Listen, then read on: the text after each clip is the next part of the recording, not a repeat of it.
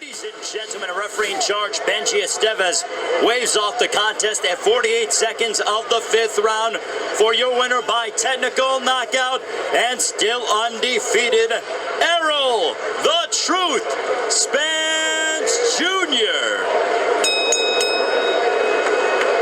All right, thank you, Kenny. EJ, congratulations. It was a tremendous fight. You knew he was tough coming into this thing.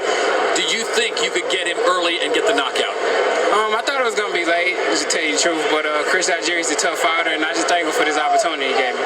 You had told us earlier that no one had really pushed you into deep waters. Did he push you into deep waters today, going into the 6th? He tested me a little bit, but he didn't push me into deep waters. I was prepared for everything that he came with.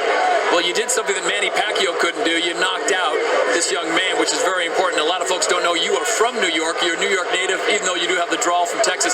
The big question is now, what do you want to do next? A lot of speculation of where you might go. I think now I'm the number one contender to Kell Brook. So Kell Brook know what time it is. You know, we got to get in the ring and fight.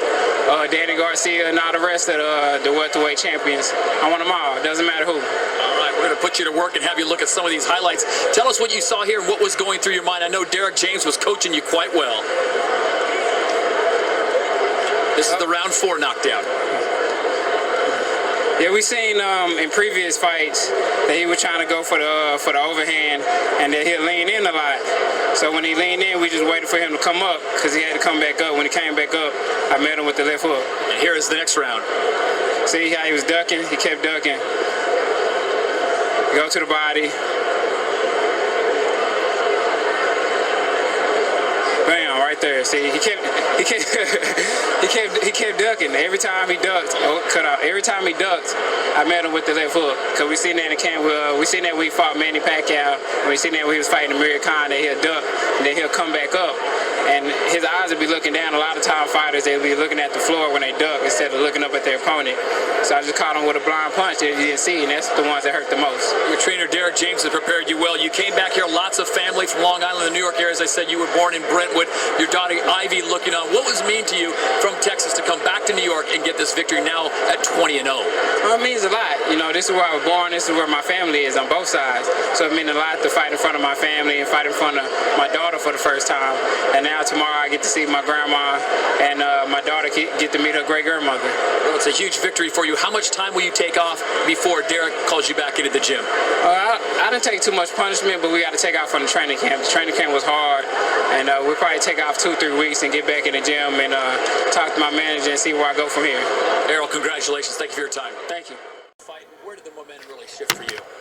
You know, I was talking to my coach, John David Jackson, about it. I just kind of, I didn't stick with each game plan. You know, there was a couple different game plans, a couple of routes I could have went, and I was kind of sliding in between 2 different styles too quickly and not setting down in one long enough to make it work.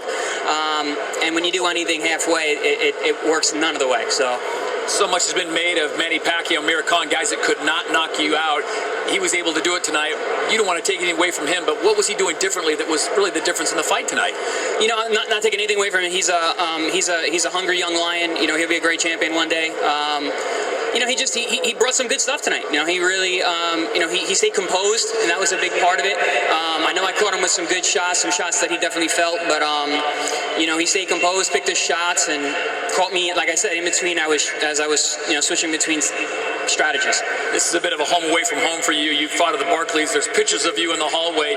How important was it for you tonight to put on a great performance for these fans? You know, I always want to put on a great performance, not even just for the fans, but just, you know, for the sport in general. You know, I want to go out there and give it my all, and, you know, I hope that people can appreciate me, how hard I work and what I brought to the ring.